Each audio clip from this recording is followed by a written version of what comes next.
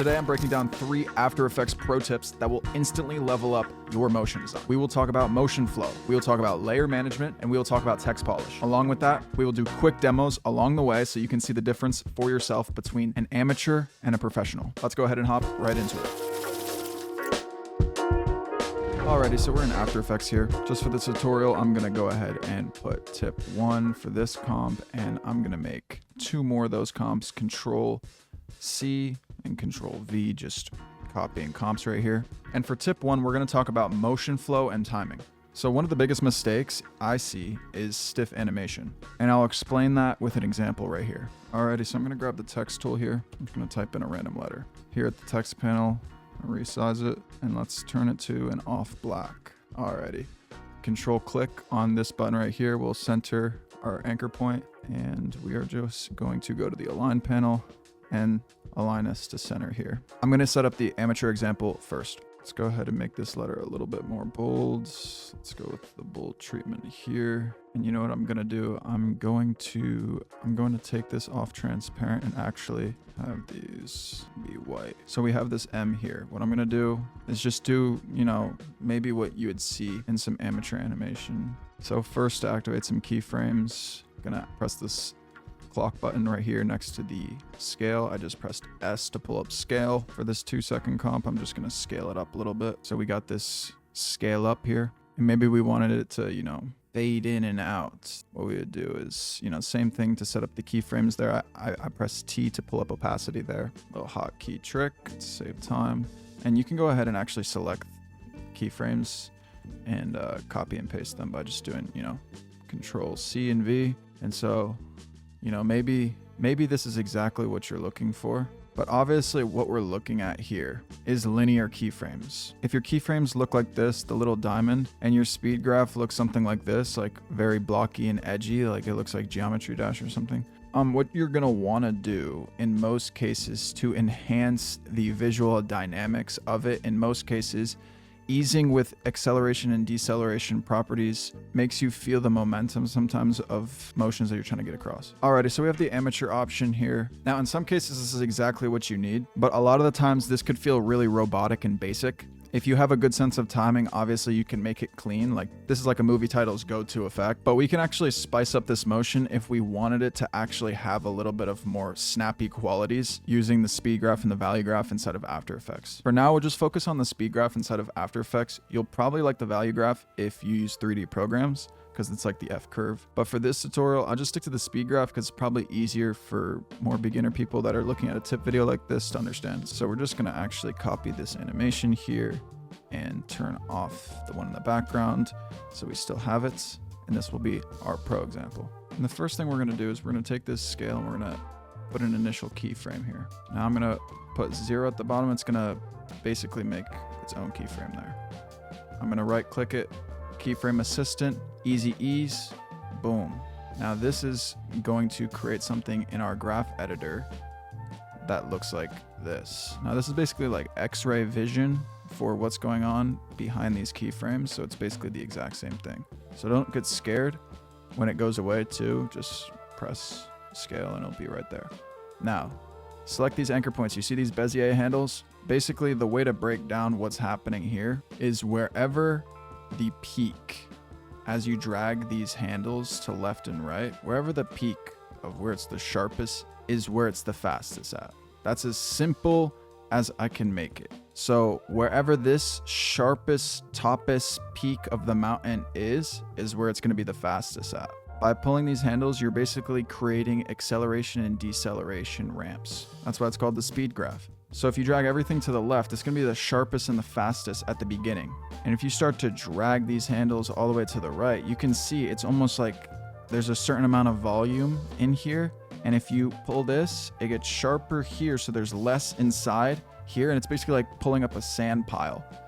And you're basically making a mountain. And wherever the peak is, left or right is time. And wherever the peak is, that's where it's gonna be the fastest. So that was in the middle and that was at the end. Now, if we pull all the way to the left, that's gonna make it really sharp at the beginning. So that's gonna give us a good scale up. Now I'm gonna drag our keyframe to like 20 frames so it scales up within like 20 frames. I'm not going to go too crazy on this because I don't want to make it too complicated and just sauce up. But I'm going to place another keyframe right here, and then I'm just going to drag it.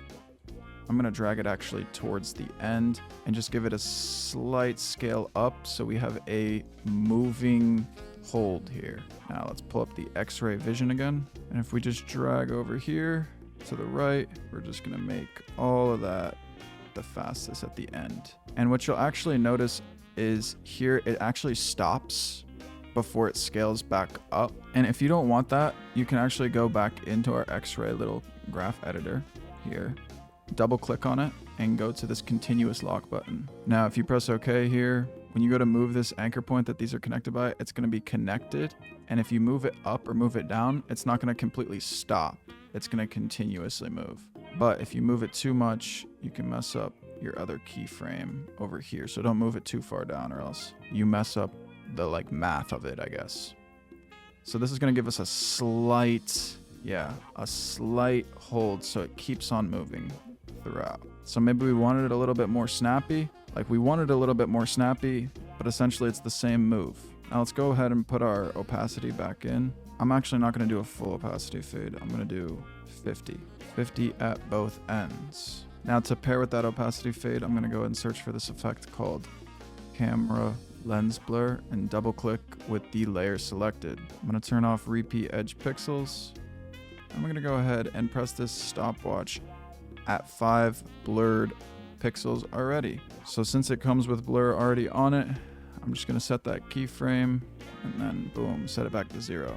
So when it scales up, it's going to have a little bit of a blur on it. Now we can crank this up to like whatever we really want. If we want to get crazy, like we really can, we can get crazy, but I'm thinking like, yeah, 13 is good. So let's just throw some regular old easy ease on that. And we'll do the same for the opacity because it doesn't really matter as much as like the actual position or scale does to have a fast ramp. Sometimes I like it to be eased a little bit more, but you can clearly see right here, this is the difference between linear motion and eased motion. Sharp at the beginning, eased at the ends, but this is just all the way same rate throughout. Press this button here too, it'll change it to easy ease interpolation. Now I'm going to go ahead and put the blur at the end, keyframe here, go to the end, let's put up 13 and boom. And the last thing I'm going to do is put this effect called basic 3D on. Obviously with the layer selected, we just clicked it and it goes on automatically. It basically allows you to do 3D movement without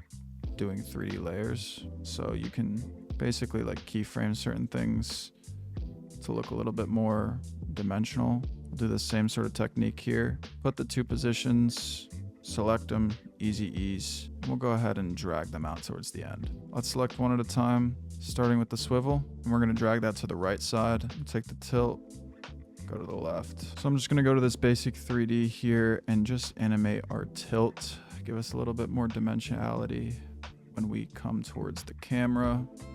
So let's put our stopwatch here. And we'll put it back to 0 here, or you can press this reset button. Now let's press U 2 times. It's going to pull up all of our keyframes. And this one is right here. So let's go ahead and drag out to the end. And we can select them by pressing the effect right there. Right click, keyframe, easy ease. Pull up our little X-ray. Yeah, I don't think that's exactly what we're looking for, right? So we're just gonna pull it all towards the end. So it feels like at the end, it sort of pulls back a little bit. Maybe we need that full opacity out right there. That's probably gonna help us with this. We're just gonna make this a little bit more subtle. This is literally gonna be like not noticeable sort of thing. Something that you wouldn't notice. Okay, I think they're in a good position to sort of side by side compare. If you need a quick grid, go and press this button for proportional grid. We'll go ahead and put the Pro one on the right, give it some space, and we'll put the starter on the left. Now, both of these keyframing techniques have placements, obviously, but if you're looking for something that has the acceleration and deceleration, this is the sort of difference that you'll see in the speed graph. Okay, just so you can probably see it a little bit better now. Just so you can see it a little bit better now, this starter one looks like this in the speed graph, a straight line across and down. And then this is what the acceleration deceleration effect looks like in the speed graph. This sort of ease isn't necessary all the time, And it's not like pros don't do this animation on the left, but it does take some sort of expertise and fine tuning to get a snappy scale up like this. If a client asks for a snappy scale up and you deliver the one on the left, obviously they're gonna have some problems with it. So by using the speed graph, we can really control where the pop is happening. As you can see, the difference between left and right. The graph editor is really the difference between amateur and cinematic. Every time you animate, ask yourself, does this have natural momentum? Section 2, layer management and efficiency. Let's go ahead and hop right into it. So if your comp is looking a little like this, you may need to listen up. So let's say we wanted all of these circles to animate to this position right here. Let's drag these keyframes out. Now, obviously I have these all selected while I'm doing this. This would not be optimal. You're really setting yourself up for pain here. If we have these all in a line and they're basically gonna do the same thing, they're gonna move left to right, just like this. They're gonna move left to right, just like this. This is the plan. If this is the plan and you're animating them all with the position going at the same time, you're setting yourself up for pain. I'm gonna show you a better way through pre-composing these layers and also creating an adjustment layer for future color changes. All these position frames, let's just go ahead and select all of them. And I'm gonna go to the end and I'm gonna just click this stopwatch button. It's gonna delete all of our keyframes. Now I'm gonna fix this drop down, and while these are all selected and no more animation on them, I'm gonna right click and press pre-compose. I'm gonna name it line pre, and it's gonna put it all in one nice little layer. Now what I can do is press P, press the stopwatch, put it to the end, and I can go ahead and literally just do all of this animation on one layer. Now, when I hold down shift and I arrow key over, this is all one animation line. Before it was on all of them, but now it's controlled into one pre-comp.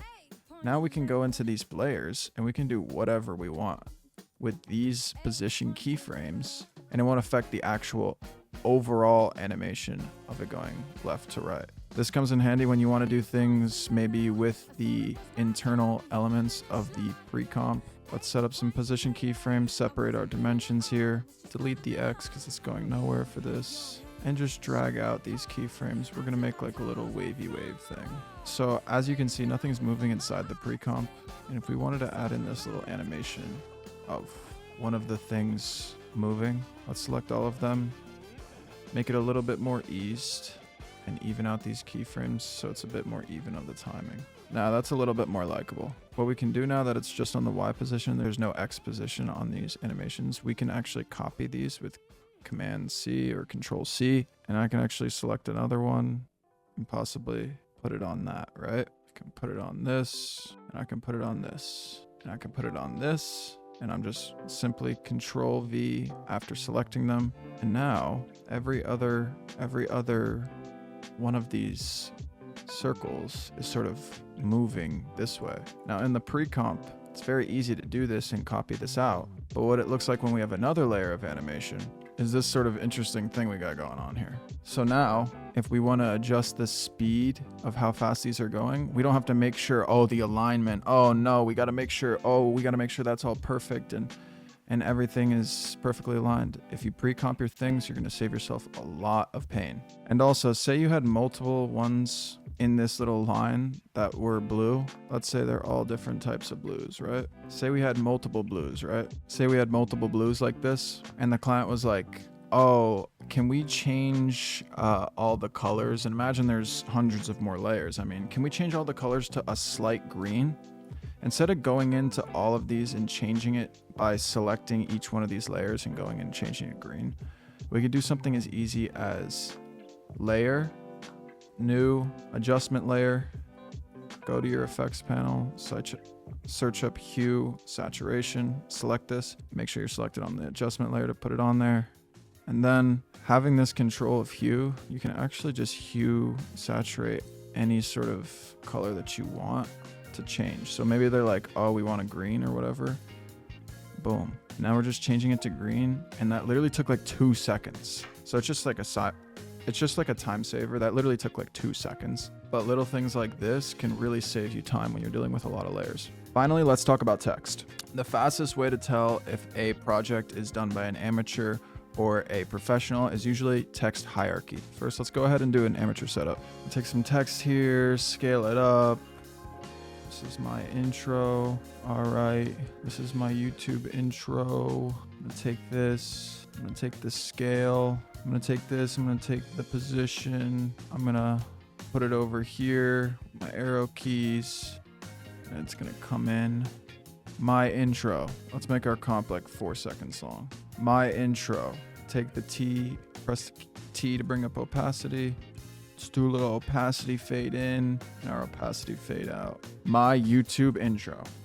You know, you may see something like this in a template or something. It's very template looking. But what I would say is there's no hierarchy and there's no visual contrast even in the text design itself. Let's go ahead and elevate this. So if this came across my desk first, let's get rid of all of these keyframes that were set. I'm gonna go ahead and play around with the hierarchy here of bold versus thin on the type. Now within a couple seconds, we're already creating something interesting with the way that this is displaying my intro. I'm gonna go ahead and add in some subtext here by copy and pasting. Now we have another version of this. I'm gonna type in my name, Command A if it's too big, and I'm gonna go ahead, press this number here and divide it by 1.618. This is golden ratio. This is gonna give you great text hierarchy. So do it again, divided by 1.618, and you actually can't see what's going on. So I'm gonna pull it out a little bit more. And I'm gonna do one more, divide by 1.618. I like that. I want that text to rest right in this little pocket. It's gonna give us some good contrast and alignment. So let's go ahead, paragraph, align it to the right. Once again, control click on this. We'll put it in the center, your anchor point, just in case we need to scale up or anything. And actually, I wanted to kind of fill in this space that's taken in the Y. So let's actually go ahead, select all this, and we can actually take in this, the line spacing and make it, you know, our tracking here and make it wider. So just within a couple minutes, we went from my intro to my intro. And this is using the same font.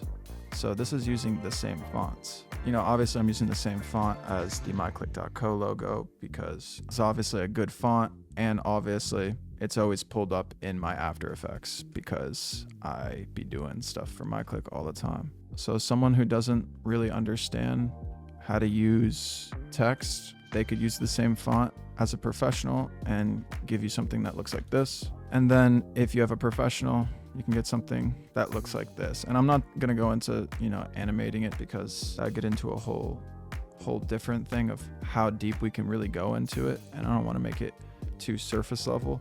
But this is really just to show, you know, the difference between a professional and amateur in text hierarchy using the exact same font. So whenever you think about hierarchy, think, am I leading the eye or am I distracting it? That's what separates clean design from clutter. So to recap, smooth, decelerated, and accelerated motion starts in the graph editor. It comes from them Bezier handles. Clean comps come from pre-comps and adjustment layers. And when designing text, you should always be looking where to lead the eye, not distract it. If this helped, comment down below with your favorite tip and I'll keep on dropping more. You can also check out my work on myclick.co/MatthewMotion. Thank you for watching this video. I have a lot more videos to break down just like this. So if you enjoyed this one, subscribe. I will see you in the next one.